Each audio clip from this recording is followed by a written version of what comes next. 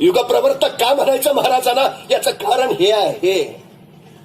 महाराजांनी स्पष्ट सांगितलं, उगवत्या सूर्याचा रंग भगवा आहे, आम्ही हिंदू म्हणत नाही त्याला. निसर्गाचा रंग हिरवा आहे, मुस्लिम मानत नाही त्याला. अथांग सागराचा रंग निळा आहे, बौद्ध समजत नाही त्याला. अरे निसर्ग भेद करत नाही, आम्ही भेद का करावेत? तुम्हाला जे पटतं तसं वागा. तुम्हाला जो धर्म, महाराजांचं स्वातंत्र्य आहे, ही धर्मनिरपेक्षता 350 वर्षापूर्वी महाराजांनी अस्तित्वात आणली आहे स्वराज्यात. 350 वर्षापूर्वी विलक्षण कार्य आहे महाराजांचं, अफाट आणि उत्तुंग. असं किती पैलू.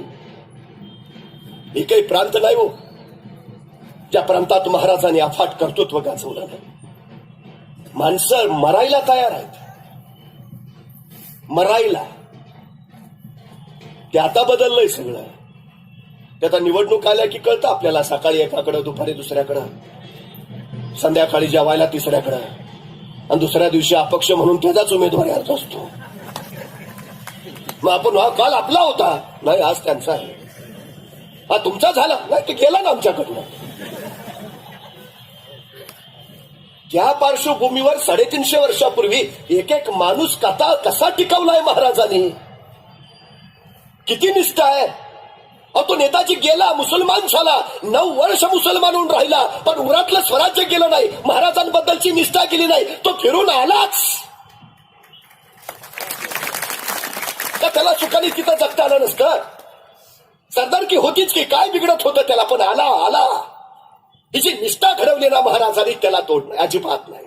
गुलाल तिकडं चांग भलं म्हणायची पद्धतच नाही. विचारांवर माणसं उभा केलीत, निष्ठेंवर माणसं उभा केलीत. हे महाराजांचं सगळ्यात मोठं वैशिष्ट्य आहे, सगळ्यात मोठं. महाराज एखादी मोहीम काढायचे आणि तानाजी म्हणायचा, राज आपण जातो, आपण लढतो राज. तसा बाजी म्हणायचा, ताना आम्ही आहे नवं, ते काय नाही राज, गडाव आपला, आपण जाणार राज, आपण लढणार. तसा यसाजी म्हणायचा, बाजी कपासून नंबर लावून बसलो लागा, सर माग, ही मोहीम आपली आहे, आपण जाणार राज, आपण लढणार, आपण मारणार.